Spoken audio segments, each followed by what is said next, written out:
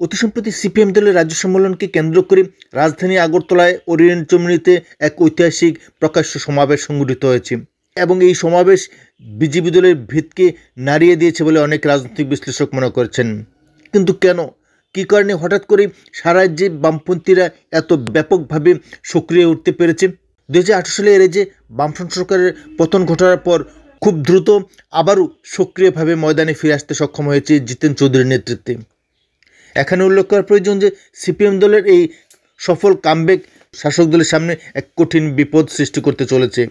তবে এর পেছনে অন্যতম কারণ হিসেবে রাজনৈতিক বিশ্লেষকরা বলছেন অতি আত্মবিশ্বাস।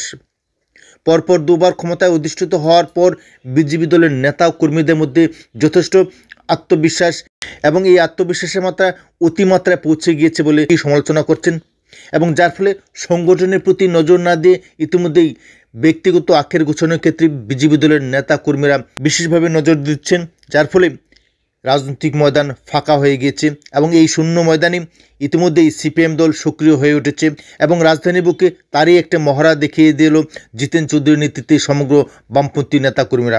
এবং এই পরিস্থিতি যদি আগামী দিনে চলতে থাকে তবে নিশ্চিতভাবে এ রাজ্যে আবারও রাজনৈতিক পালাবদল ঘটবে 2028 সালে। 2028 সালে বিজেপি সরকার যদি পতন ঘটে তার জন্য প্রত্যক্ষ এবং পরোক্ষভাবে দায়ী থাকবেন বিজেপি দলের কার্যকর্তারা, বিজেপি দলের নেতাকর্মীরা। কারণ দল এবং সংগঠনের প্রতি নজর না দিয়ে ব্যক্তিগত আখের গোছানোর ধান্দায় যখন ব্যস্ত থাকে, ঠিক তখন বিরোধী রাজনৈতিক দলগুলি যদি সঠিক দিশায় এগিয়ে যায় তবে নিশ্চিতভাবে সরকার যে পতন ঘটবে তার বলার অপেক্ষা রাখে না। ঠিক রাজনৈতিক পরিস্থিতি থেকে এটাই উপলব্ধি করা যাচ্ছে যে বিজেপি দলের নেতাকর্মীরা আজ অতি আত্মবিশ্বাসে ভুগছে, সিপিএম দলকে দুর্বল ভাবছে।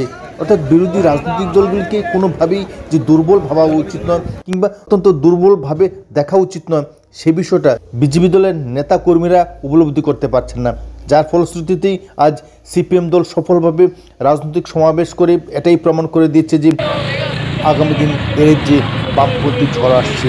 2028 সালে এর যে সরকার পরিবর্তনের দিকে এক কদম এগিয়ে গেল রাজ্যের কমিউনিস্ট নেতৃত্বরা।